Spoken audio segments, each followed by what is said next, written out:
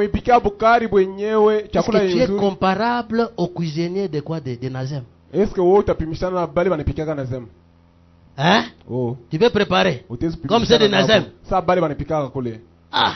Nous les hommes ici, maman, si on te donne 2 minutes avec moi ici, j'ai toujours dit à mon épouse, Adam, côté Oko, tu ne mourras pas. Parce que moi j'ai grandi à l'internat.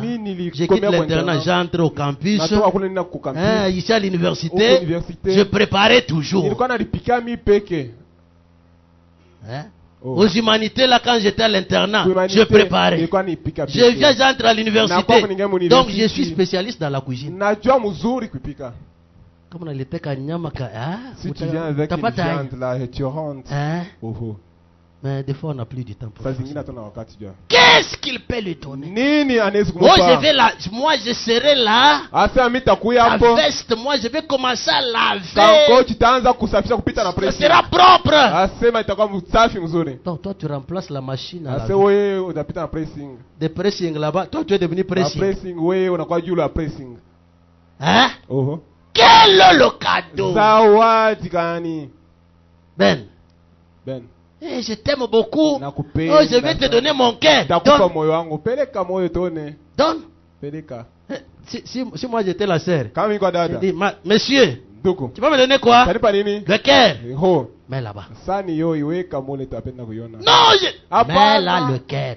Moi je vais voir la couleur.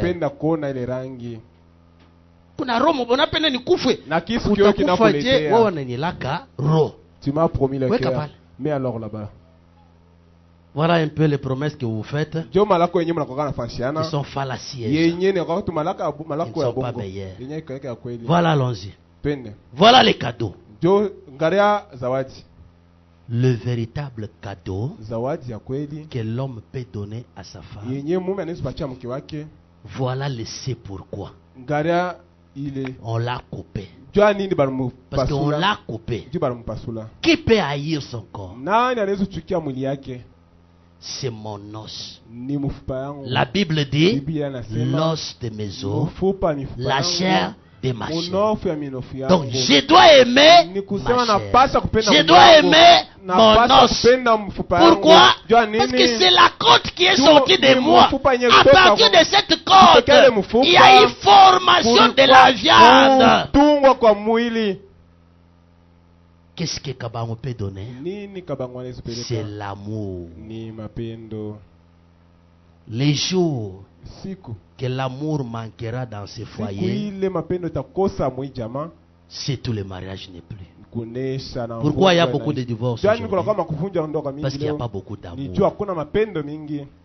La sœur peut supporter qu'on lui refuse l'argent. Peut supporter qu'on lui refuse à manger. Peut refuser tout.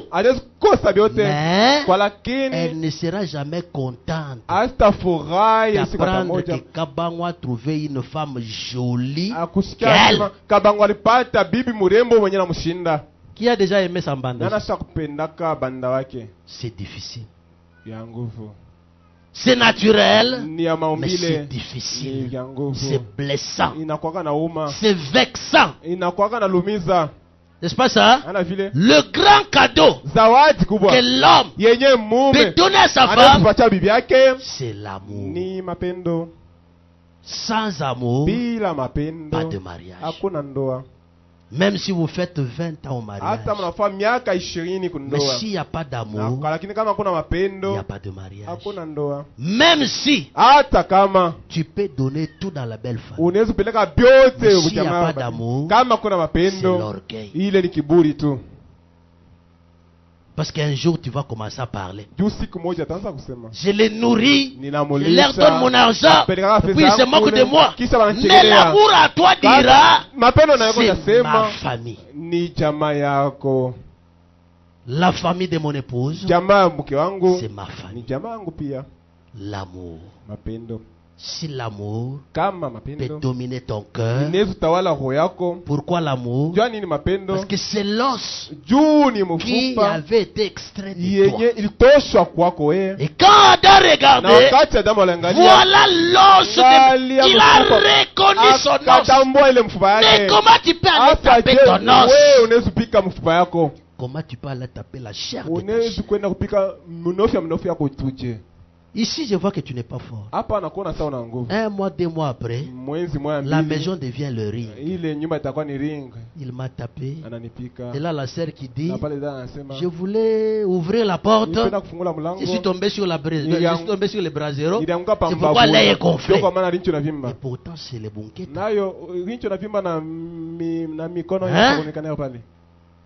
Pourquoi? L'amour. Quand l'amour n'est plus, tu sais, quand vous allez lire dans 1 Corinthiens chapitre 13, la Bible dit ici, même si je peux avoir le mystère, si je n'ai pas d'amour, prends l'écriture de 1 Corinthiens chapitre 13.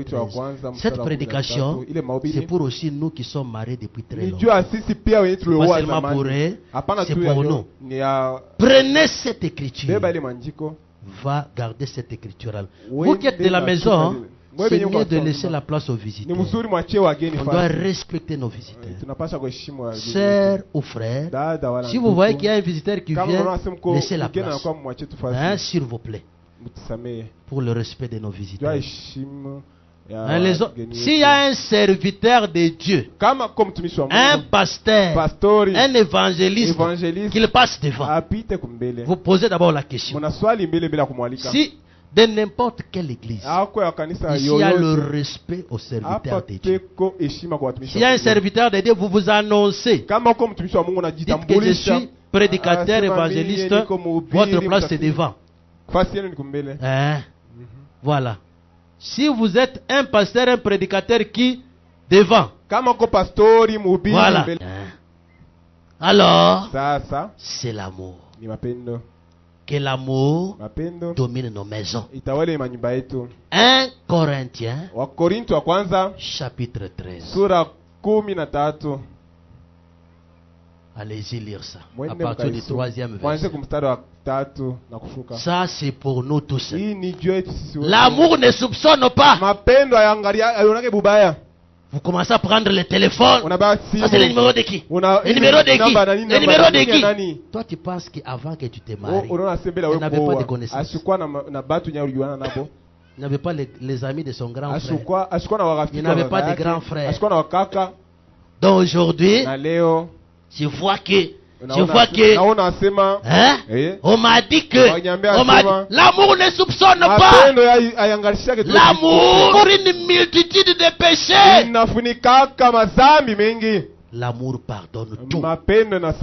Même si ça coûtait la tête. L'amour pardonne.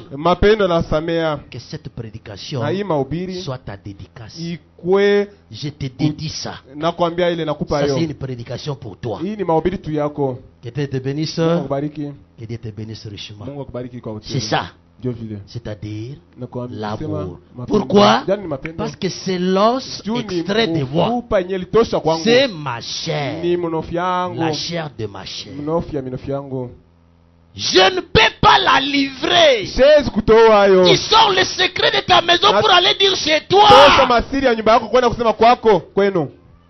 Non, tu ne l'aimes pas. Ton ami c'est qui? C'est ton pasteur. Dis-lui ce qui ne va pas. Il ne faut jamais dire à ta famille. Ne dites pas à la famille de la femme. Parce que toutes les familles sont limitées. Chacun aime le membre de sa famille. Tu vois l'âge que j'ai ici? J'ai des cheveux blancs.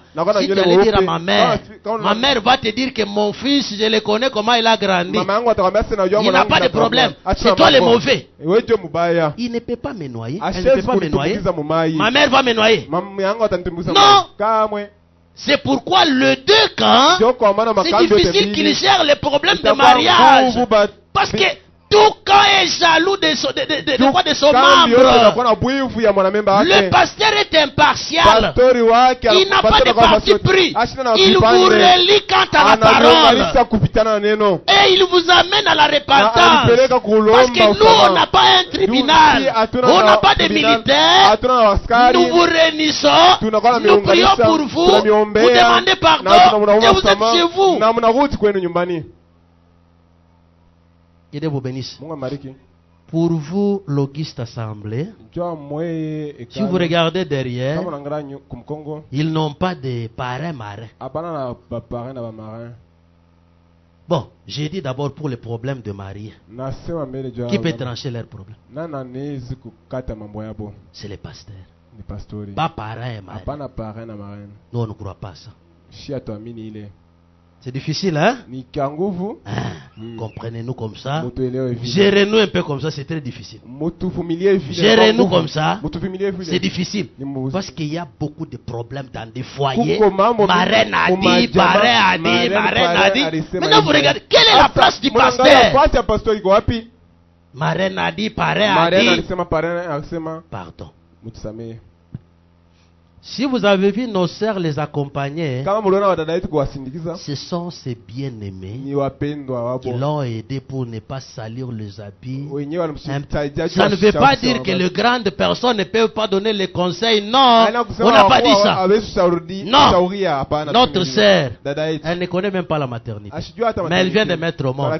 Est-ce que c'est le pasteur qui va lui dire non, il faut te laver l'eau chaude? Mais vous avez des grandes, vous avez des mamans âgées ici. Allez-y l'encadrer, non? C'est ce que la Bible dit. Que vous, le mère âgé, vous apprenez aux jeunes.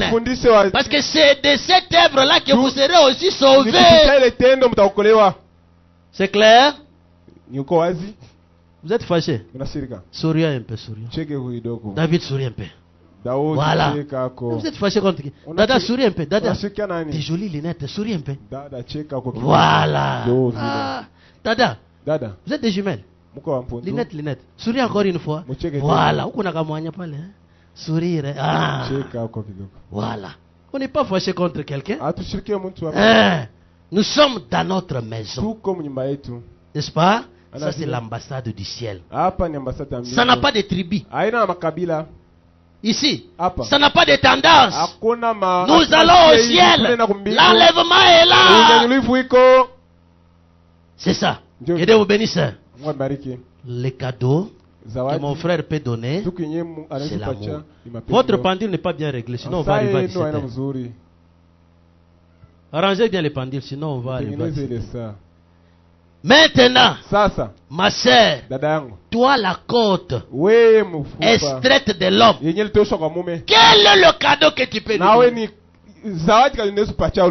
Moi je sais faire des sauces. J'ai dit que tu n'es pas plus que les hommes, hein? Les hommes préparent mieux que les femmes. Vous avez compris? Oh, je donnerai ça. Je vais te donner un secret. Comme toi, tu avais été extraite de l'homme. Tu es le produit dérivé de l'homme. C'est pourquoi la Bible t'a demandé de te soumettre. Parce que tu viens de lui. Même si tu as quel travail, même si tu as un plus beau salaire dans le monde, même si tu étais souminois, même si tu étais la reine d'Angleterre, ton mari est ton chef, l'émancipation à ton travail, pas à ton foyer, l'égalité au travail, pas à la maison, tu es Madame Kabang. Tu dépends de lui totalement. Pourquoi? Tu dérives de lui. Tu es la côte qu'on avait extraite de l'homme. Mais maintenant, je vais poser une question. Est-ce que si j'ouvrais la chemise de mon frère, trouverais-je une cicatrice? C'est pourquoi Paul a dit, ce mystère est grand. Qui peut le comprendre? Ce mystère est grand. Parce qu'il n'y a pas de cicatrice. Mais la femme, côte de l'homme. Si tu connaissais que cet homme, toi tu es la côte extraite de lui, est-ce que tu peux lui manquer de respect? Qui peut manquer? Le commandant et caporal. Quand tu es Mobutu est là. Quoi? Béton est là. Attention. Toi. Il bouge comme ça. Ta mère. Il bouge comme ça. Ta mère. On n'a pas ça. Ce n'est pas notre habitude. Les insultes ne sont pas dans la maison de Dieu. Surtout pour ceux qui attendaient l'enlèvement. La vie est circonstancielle. Je ne sais quelle me réserve demain. Et j'arriverai demain. Est-ce que ma vie est-elle digne de l'évangile? Le mariage ne me laisse pas vivre au-delà de la parole. Je vais vivre dans la crainte de la parole. C'est pourquoi Josué pouvait dire, moi et ma maison, nous servirons l'Éternel. Que nos maisons soient le temple qui est l'atmosphère de la parole. Et là, vous donnerez l'appétit à ceux qui viendront chez vous. Mais quand on vient, la femme ne rit jamais. Que tu donnes les foufous, que tu donnes pas les foufous, il ne fermera jamais les toilettes. Oh, il mange trop. Toi, tu penses que la farine que tu as utilisée aujourd'hui, c'est la première qu'on a extraite dans le monde. Même quand tu manges, ça va terminer. Le partage. Le partage te sauve. Qu'est-ce que la femme peut donner? La soumission. Tu dois être soumise. Tu vois l'homme ici? Il est maître papa. Papa Jean. Les autres peuvent se moquer. Mais lui dans son cœur, il dirait ma femme m'aime. Ma femme me respecte. Ma femme me craint. Ma femme m'honore. Honore la femme. Honorer ton mari, c'est-à-dire lui être soumise. Les jours que l'homme ici verra que tu n'es plus soumise, sache que tu as mis son amour dans le frigo. Ce que j'ai dit, c'est clair? Tout ce que j'ai dit là, je l'ai puisé à aux Éphésiens chapitre 5, à partir du verset 22. Femmes, soyez soumises à vos maris comme au Seigneur. Car le mari est le chef de la femme. On n'a pas dit que le mari c'est l'assistant de la femme. On n'a pas dit que la femme c'est la collègue de l'homme. C'est l'ami de l'homme. L'homme est le chef. Un extrait. Bon, je sais qu'on va toujours m'aimer. Le téléphone passe là. Allô? Saint-Tiche. Viens à la maison. On a besoin de toi. Irjama là. Tu ne peux pas sortir sans demander la permission. Compliqué. Et quand on demande la permission, s'il dit non, tu ne pars pas. Tu ne pars pas. Je mens. Je dis la vérité. Je suis en ordre. Je blesse quelqu'un. Que Dieu vous bénisse. Je ne fais que lire la parole pour que je ne puisse pas déborder.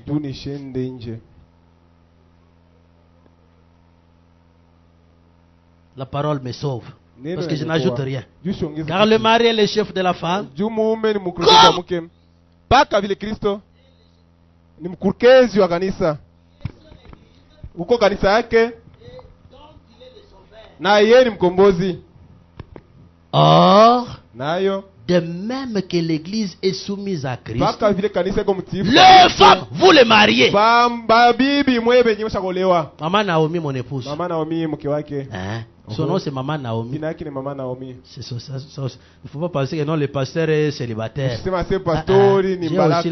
J'ai aussi la Kiakurichouchou. Kikiripendo. Comme tu as dit là. Oh, tu ne ris même pas. Voilà. Or de même que l'église est soumise à Christ. Maman, c'est comme ça que nous nous prêchons ici. Les femmes aussi doivent l'être à leur mari à toutes choses. Oh, je suis malade, je suis malade, je suis malade. Je suis malade. Je suis malade. Tu as compris ce que je dis. Je suis malade. Je suis malade. Je suis malade. Oh, mambo. Que Dieu vous bénisse. Soumise à toutes choses. 5 heures du matin. 5 heures à souboui. J'ai même échoué comment sortir. Pas me prendre au dos. J'arrive dehors. Que tu m'amènes même dehors. Boye mokonzi. Pardon. C'est compliqué. Je suis au verset 25. Marie, aimez vos femmes. Ils n'ont pas honte, les hommes. C'est aujourd'hui. Un mois après, tu sais quand je sors là, tu sais combien même. Est-ce que tu as regardé dans le monde entier? Parce qu'on va te demander. Tu as parcouru le monde entier. Tu n'as trouvé que celle-ci. Oui, pasteur. Ah! Tu ne sais pas combien même, hein? Ils aiment le peu d'argent que tu as. Et qu'est-ce qu'ils aiment encore?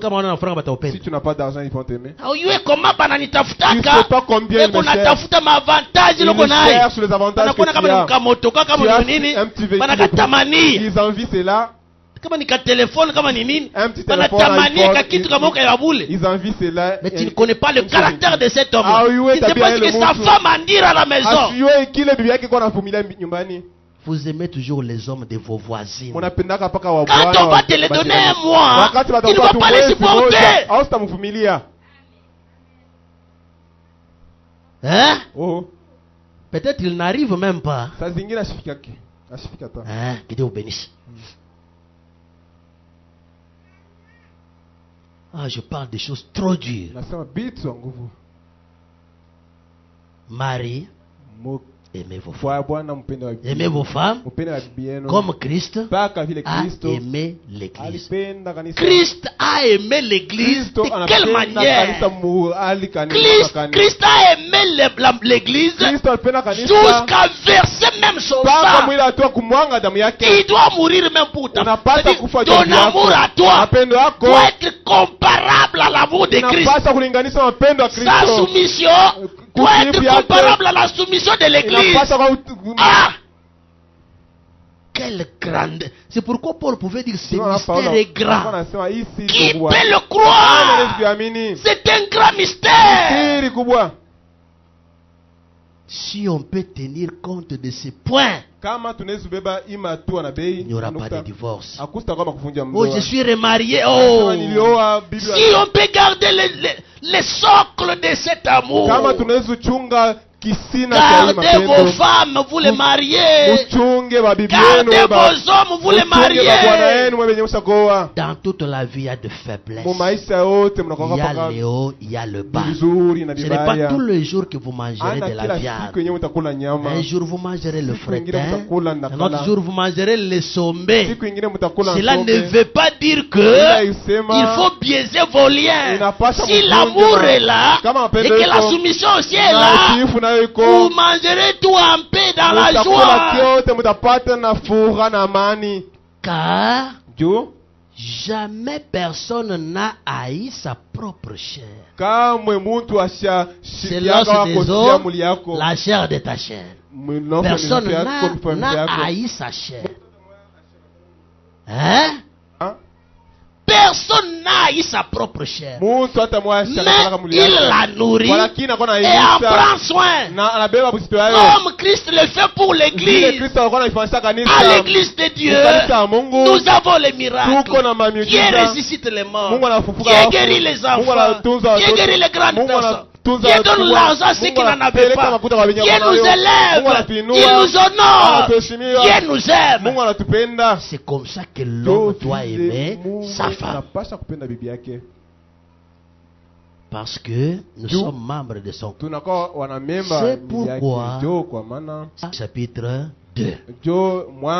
C'est pourquoi l'homme quittera son père et sa mère. Maman Tété, on t'a quitté. C'est tout. À partir de maintenant, Kabango, bonjour. Tu ne me donnes plus l'argent. Kipendaro. L'homme quittera son père et sa mère et s'attachera à sa femme. C'est pas ça. Qui lit avec moi? Il y a quelqu'un qui lit avec moi. Je n'ajoute rien. L'homme quitte. Quitter c'est quoi? Hein? Il va s'attacher à sa femme. Il ne faut pas même vous plaindre. Même s'il ne vous donne pas, il est attaché à sa femme. Préoccupez-vous qu'il donne à la femme. Est-ce qu'il a pellequé bibiake? Est-ce que tu l'as donné à sa femme? Ah. Il s'attachera à sa femme et les deux deviendront une seule chair. Parce qu'ils étaient une seule chair au départ. La seule chair là revient par deux chairs visibles. Ce mystère est grand. J'ai dit cela par rapport à Christ et l'Église. Il reste que chacun de vous aime sa femme comme lui-même. Lisons ensemble à la fin. Lisons ensemble. Reprenez. Encore une fois, et que la femme respecte.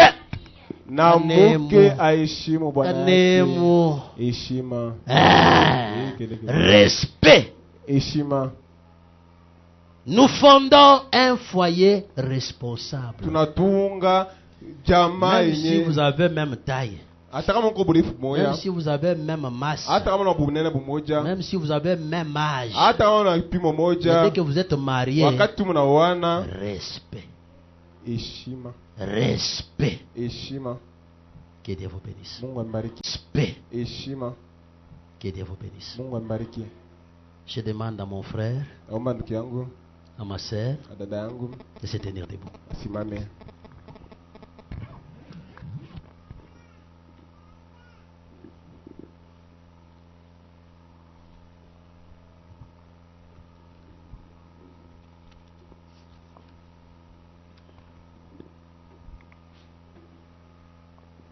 Que Dieu bénisse toute l'assemblée. S'il vous plaît, papa, vous pouvez encore déplacer. Merci beaucoup.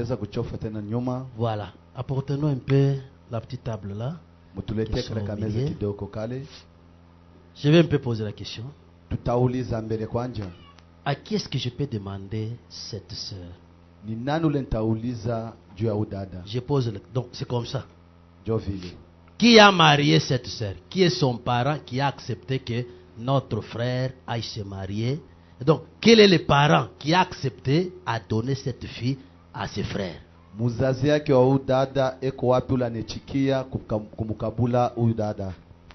Acclamons un peu très fort. Donnez-lui le micro.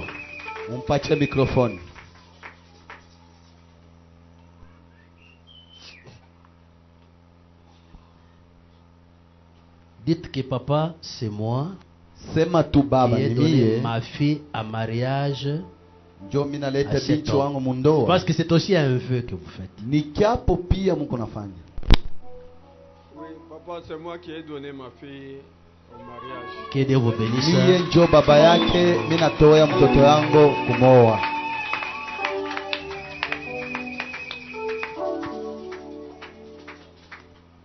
Sa maman peut aussi se tenir debout. Papa, pour qu'on la connaisse seulement. Mama nayana pasha voilà. Mama bwima njoba muchuwe.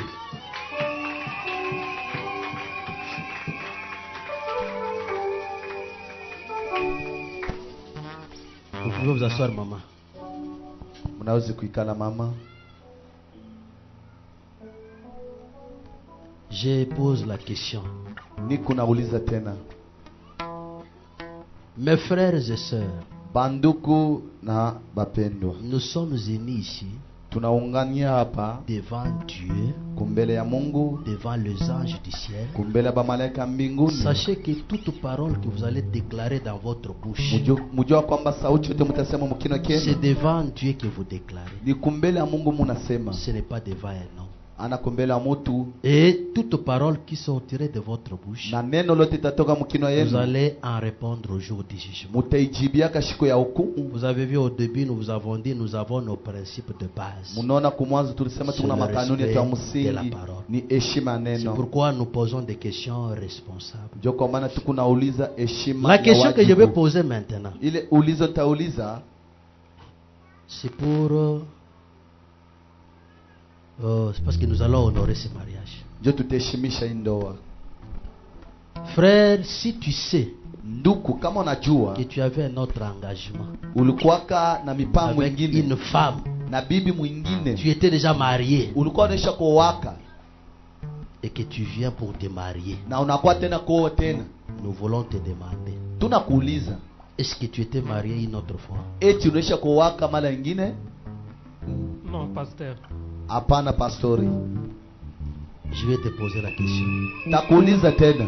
Connais-tu quelque chose unajua kwa kitu fulani qui peut faire que kile kinaweza kufanya kwamba que votre lien de mariage hii maunganisho na ndoa ne tienne pas debout ishishimame bwima et qu'on ne vous consacre pas aujourd'hui? Na bashimitoe leo. Connais-tu un élément comme ça? Eti kuna maneno? Réfléchis. Waza mbele. Ne sois pas pressé pour répondre. Ushikwe mbio pa kujibu. Il n'y en a pas. Il n'y en a pas. Hakuna.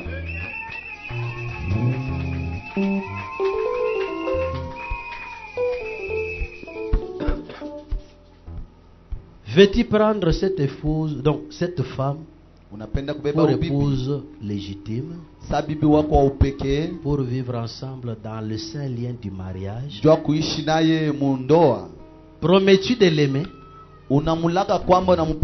l'honorer, la chérir? Je reprends. Veux-tu prendre cette femme pour épouse légitime, pour vivre ensemble dans le saint lien du mariage? Promets-tu de l'aimer, l'honorer? Unaanza kupika dada yetu kumtosha na manguo, kumuchambula huku buchafu sana. C'est ce qu'il y a ici. Le frère, mwanamke wa buchafu. Tu n'as pas honoré ma sœur. Aweshimie bibi yangu. La chérir. Kumubeba sa bibi. Mimi nachoka sana. Wewe ndo kachoe kwa mjomba wako. Okay. La chérir. Kumubeba sa bibi. La soutenir dans la maladie. Kumushikabanisha mu magonjwa. La santé. Kumubembelesha. La richesse. Mubutajiri. La pauvreté. Mbumashikini. Écoutez. Shikia. Et d'abandonner toutes les autres aussi longtemps que vous vivrez tous deux. Na kuacha baba na l'homme répond. Wakati Mungu naishi naye pamoja. Oui, je le promets. Ndio nalaka.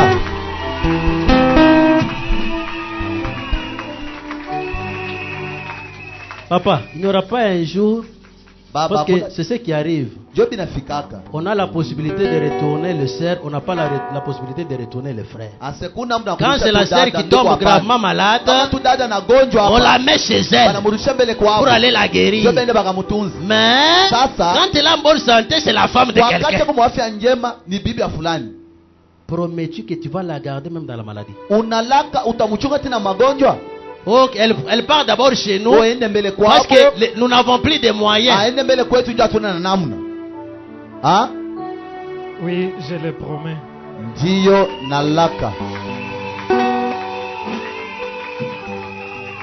Je demande aussi à ma sœur,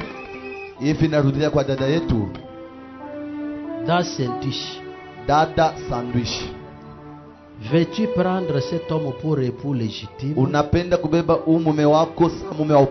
vivre ensemble dans le saint lieu de mariage? Promets-tu de l'aimer, unamulaka kumupenda?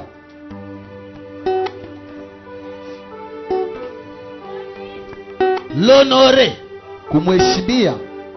le chérir, kumubeba sawa Bwana. Le soutenir aussi dans la santé, kumshikamanisha na yeye muafya njema. La richesse, mubutajiri, ou la pauvreté, wala mbumashikini. Et de t'attacher à lui seul aussi longtemps que vous vivrez tous deux. Na kulamata kwake tina mwakati tu mnaishi naye pamoja. Oui, je le promets. Tu promets? Unalaka?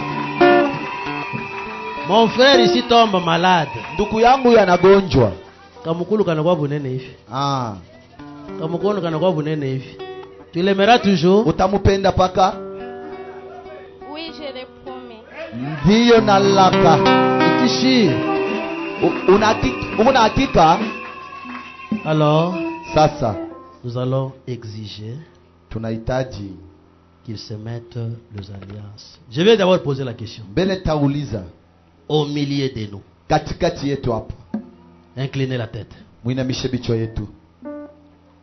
Qui connaît quelque chose nana najua kitu fulani qui puisse faire que kile kikunafanya mon frère et ma sœur ne se marient pas? Ndugu yangu na dada yangu bashoane leo. Qu'il lève la main. Alamusha tu mkono wake yulu.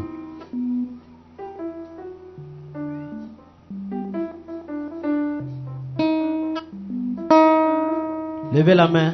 Vous qui connaissez quelque chose. Santush ici était la femme de quelqu'un. Quand on était au village, elle avait laissé 2-3 enfants.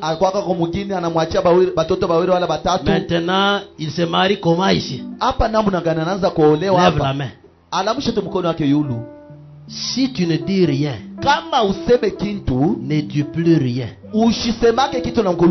jusque dans la tombe. Parce que maintenant ça pouvait être un témoignage public. Oh pasteur, j'avais eu honte. Parce que si je disais, il devrait être contre moi.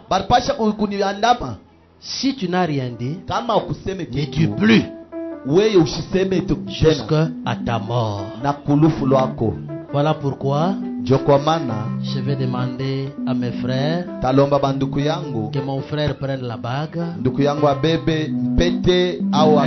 qu'il mette le premier au doigt de ma sœur. Prenez la bague.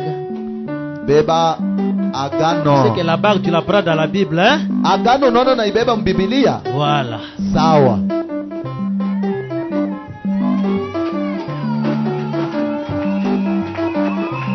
La main gauche. La main gauche c'est où? La main gauche c'est où? C'est là-bas.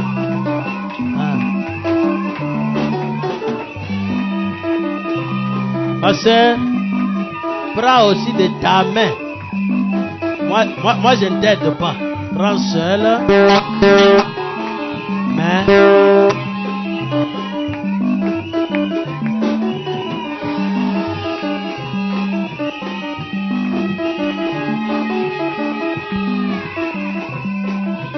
Tenez-vous la main droite. Tenez-vous les deux mains sur vous. Les deux mains. Voilà. Tenez-vous les deux mains. Donc tenez-vous tous debout. Nous allons prier. Père céleste, Baba aliye juu, nous sommes conscients de l'acte que nous accomplissons et de ce que c'est toi qui as uni en mariage le premier couple qui a été marié sur terre. Quand tu as uni en mariage notre père et notre mère Adam et Ève, et tu leur as commandé d'aller de par le monde, d'être féconds et de se multiplier. Nous voici maintenant ces jours.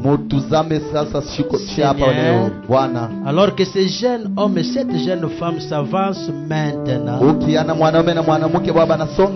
pour être unis en vertu de ta parole et de ta promesse, car pour leur trajet de cette vie, ils sont mutuellement choisis comme compagnons. Je prie que tes bénédictions reposent sur eux, Dieu Tout-Puissant. Fais un exemple en ces jours de vie insouciante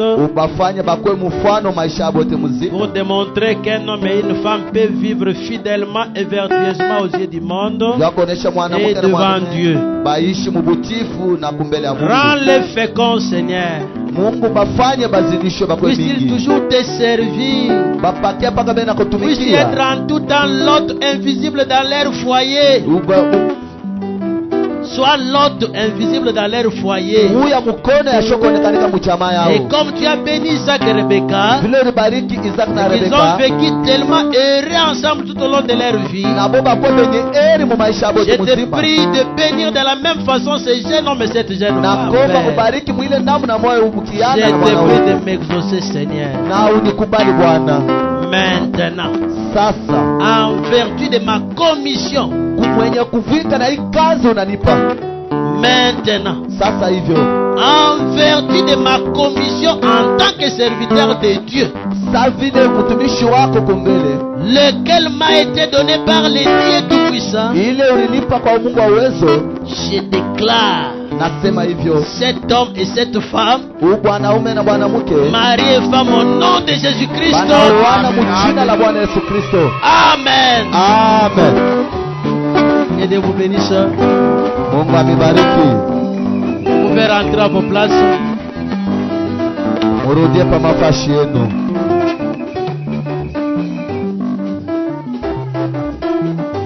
Non, c'est eux qui rentrent, vous restez ici, frère. C'est eux qui rentrent, vous restez ici.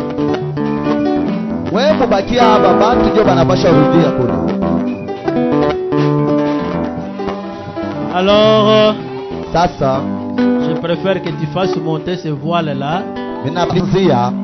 et que tu lui donnes les choses. Et que tu lui donnes les choses. Là où vous pouvez umufumule na umupike gotibizi.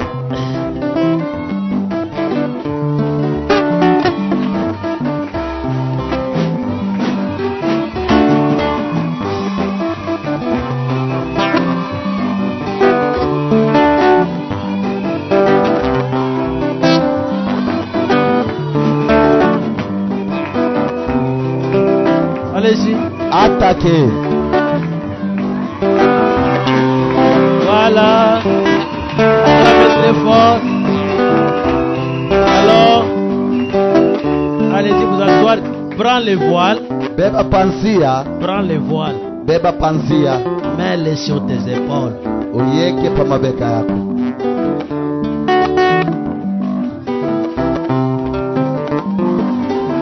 Toi-même, mets-les sur tes épaules.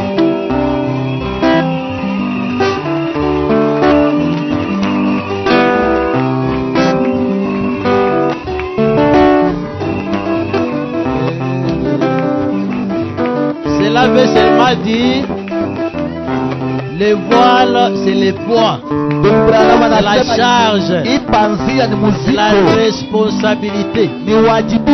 À partir d'aujourd'hui, la charge de la sœur Saint-Duche est sur les épaules de notre frère, pas sur les épaules des parents.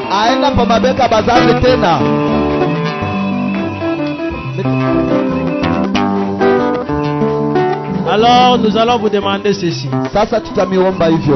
Inclinons d'abord la tête. Nous allons prier. Dieu est grand et puissant, Seigneur Sauveur Jésus-Christ. Nous te remercions pour cette cérémonie de mariage. Merci parce que nous avons commencé et nous sommes presque à la fin. Bénis tout le monde qui a assisté. Bénis, ô Seigneur, ces couples. Protège-les, Seigneur, tout au long de leur vie.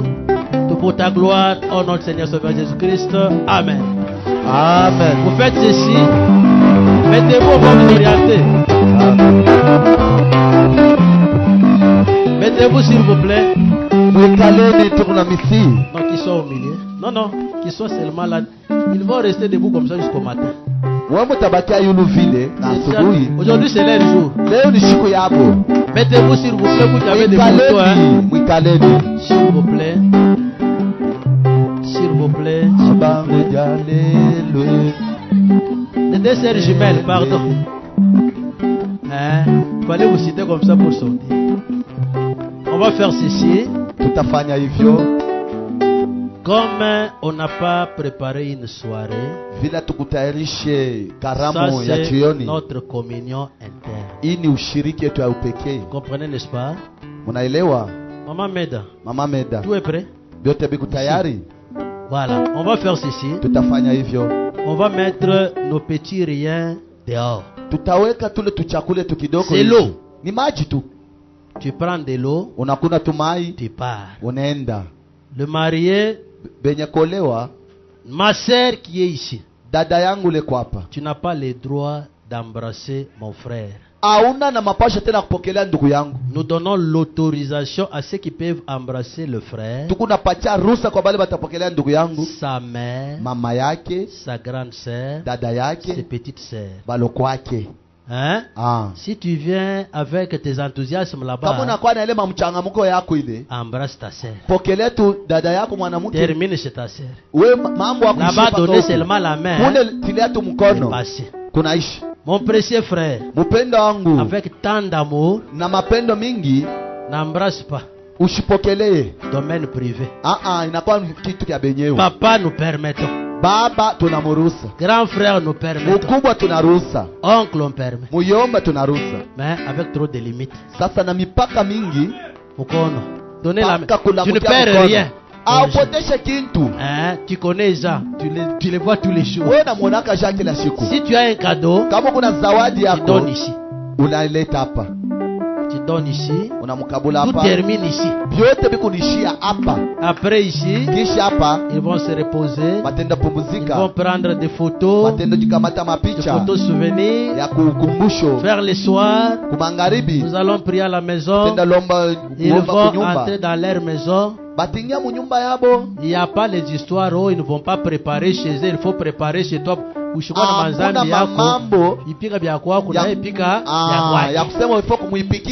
le matin il fait son thé. Il mange son foufou. Si c'est le kimbal, il mange. Pas question. On n'a pas de conditions. Oh non, il fallait qu'il aille d'abord chez la grande sœur de l'homme. C'est lui qui s'est marié. Ça y est là. Il a déjà pris sa charge. Vous avez des assiettes, donnez-lui. Qu'il commence à préparer chez lui. Qu'il commence à manger la sauce de maman. Moitié tena bukari. Mushaanza mwachia bukari tena. Sasa inaanza kwapo. Hapa banaanza kula kwa nyumba yabo.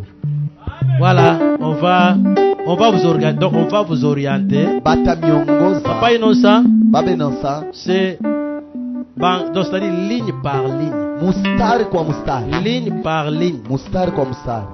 Que tout se passe en ordre. Il ne faut pas permettre que les hommes puissent entrer. Donc qu'ils s'entrechoppent. Non. Apana batu banza kuvinyana vinyana. Il mustari, il se salue, il sort. Il se salue, il sort. Anatoka banala mukiana anatoka. Commencez avec ceux qui sont nombreux. Anzia na bale beko mingi.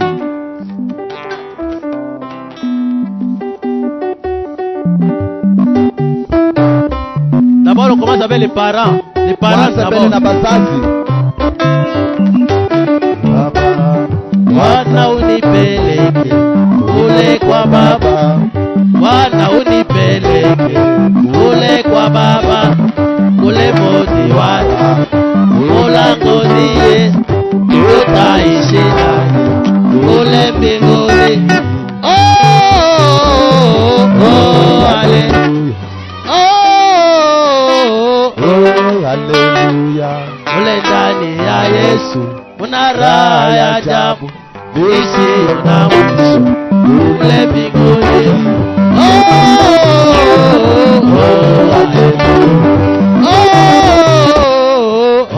Hallelujah. Ule ndani ya Yesu una raha ya ajabu isiyo na mwisho. Pardon. Kata mbele ka mwimbo. Kata mbele ka mwimbo pale. Kata. Tuko na information. Frère Honoré anasema que le marié d'aujourd'hui abatapanda momotoka batapanda pa moto yake. Bale benye kolewa leo batapanda pa pikipiki.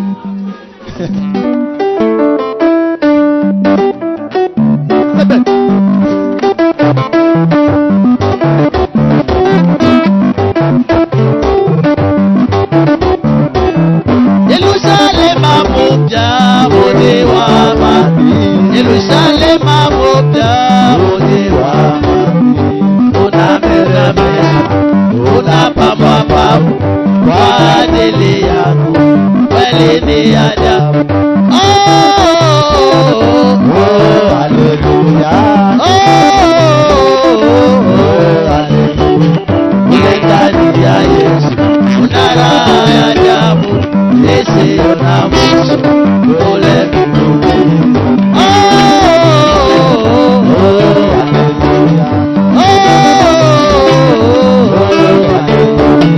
Ulendani ya Yesu, unara ya ajabu, ese ona mwisho, ule mbinguni.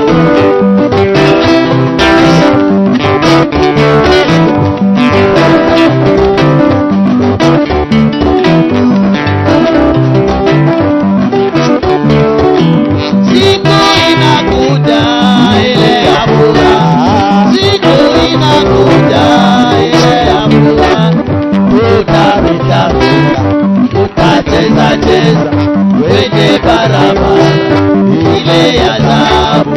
Siku inakuja ile ya furaha, siku inakuja ile ya furaha.